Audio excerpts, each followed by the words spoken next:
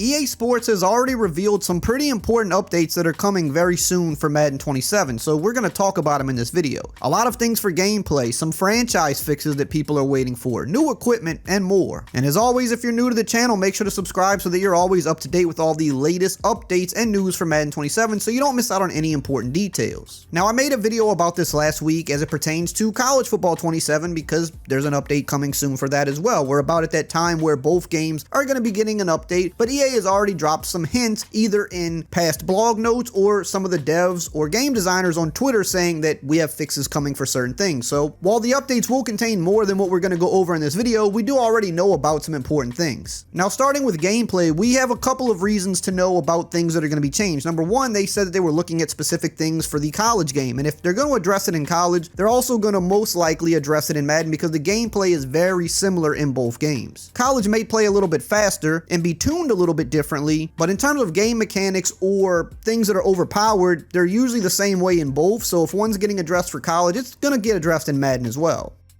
And also, some of the devs and game designers have been on Twitter literally saying, yes, we know this is an issue, we're looking into it, or we have a fix coming for it. Now, starting with things that are on their radar that they talked about a while ago when they dropped a college update, they said speed boosting was on their radar. Well, they already addressed that in Madden. That's actually been patched already. But there were some other things that they were talking about that haven't gotten addressed yet. Like, for example, slot DBs not flipping when they should. So if you flip your play on offense, sometimes a slot DB would not flip with them, which was a problem. They said that that was on their radar for college, so it's also an issue in Madden, so we should be seeing that there soon. They also said man coverage effectiveness was something they were looking into because it's very, very good in both games. Now, I hope they don't go overboard here because man needs to be good in these games, and for many years, it was useless. But it is the meta right now. A lot of people are running two-man under, or they're running cover one with purple zones, kind of setting it and forgetting it, so I'm sure they're going to be addressing it in some way. I hope they just don't overcorrect it.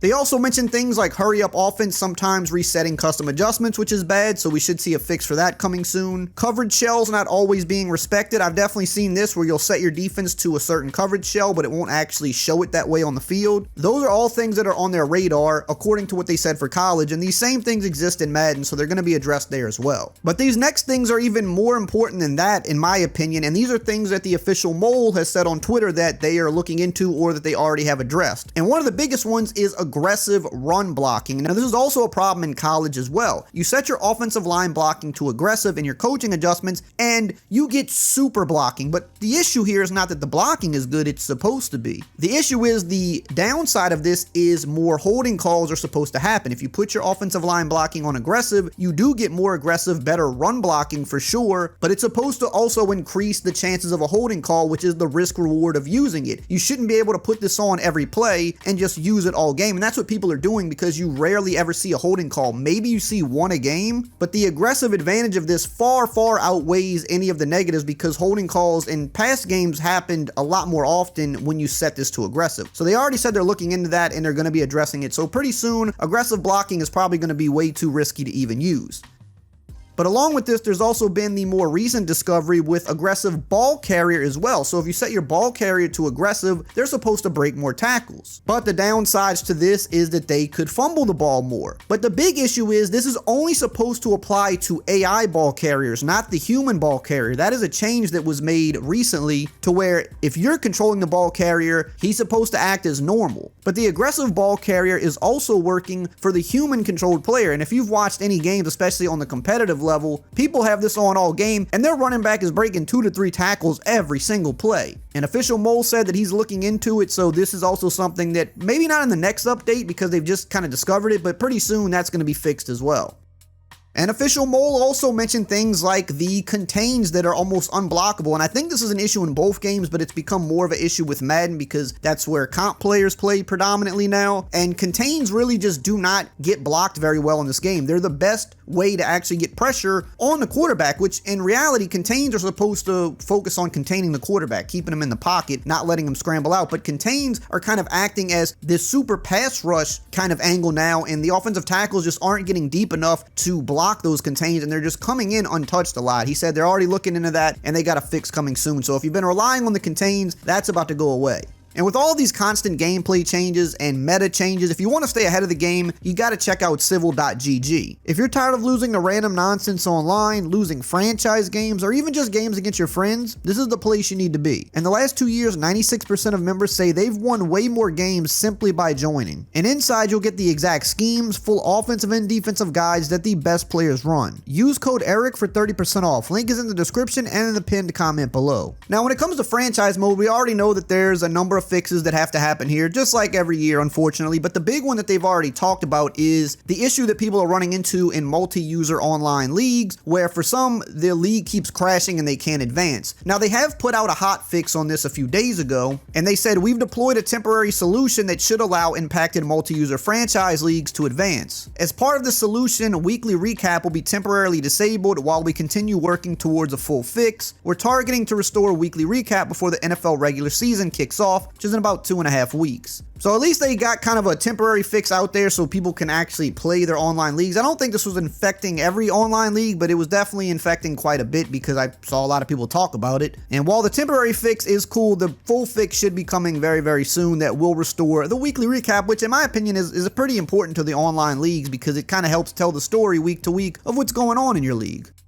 But there's also a number of other things that I heard are going to be fixed pretty soon. Probably not in this next update if I had to guess, maybe some of them, but we've all seen it. Players retiring too early, teams signing too many of the same position, some of the crazy contracts that they're signing, like $800 million contracts, and they're signing 3 to 4 people to these large contracts. It's just crazy. And I said this when I did my franchise video a few months ago when they dropped, the deep dive blog and all the info. I said, this is going to be the best franchise has ever been if things are implemented correctly. That's always a thing. And I know I'm not the only person to say that. Many people have said that. It's always about the execution with EA. They have these cool features, these cool new things they're adding in. They're bringing the mode more to life. I mean, you look at the last 5 years, they've done a lot for the mode in these last 5 years that they weren't previously doing. But the problem is not that they've been putting more work into the mode and more effort. It's always been the implementation. How good does it work? And I know there's some fixes coming soon for this, but it's just unfortunate that every year when they put in these cool new features, more times than not, they don't work as intended. And we got to wait a month or two before it's all ironed out.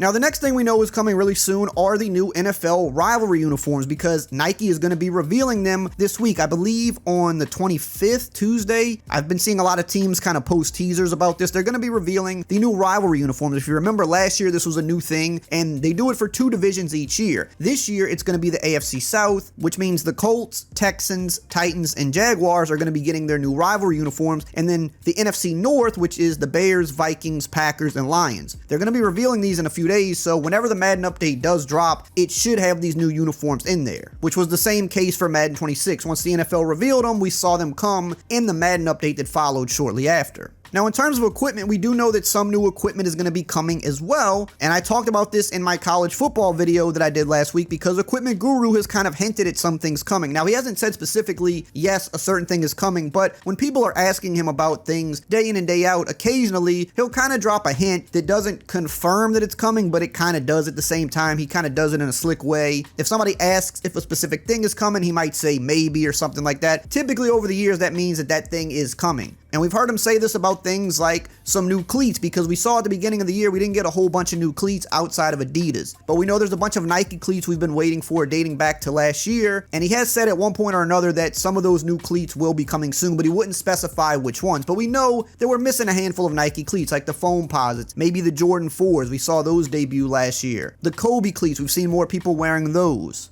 There's new Diamond Turf cleats. We know that they got that initial Diamond Turf cleat that's been in the game for a couple of years, but there's another model that we haven't seen yet. So things like that could potentially be coming. We just don't know exactly which ones and how many.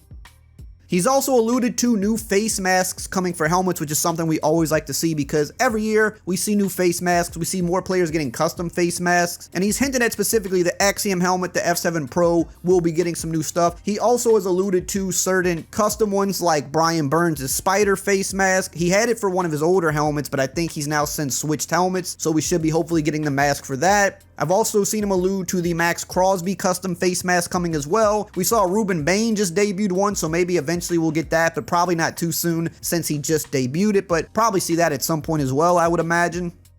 And in terms of rosters, we know that the first big roster update should happen pretty soon as well, because after the preseason is over and teams make their cuts and then they bring on, some new players, we should see the beginning of season roster update hit in about 2 weeks right before the season kicks off. So that one's a little further out probably than the first Madden update. But for those that are wondering about rosters, because some people wait for those official week 1 rosters before they start their franchise modes, that usually drops a few days before the season kicks off. Now we talk about EA putting new things in the game. Something interesting happened this year. There were some new features that are kind of more on the hidden side that they didn't really speak about too much or say how they work or how useful they are. And if you want to find out what those are, check out this video right here on the screen.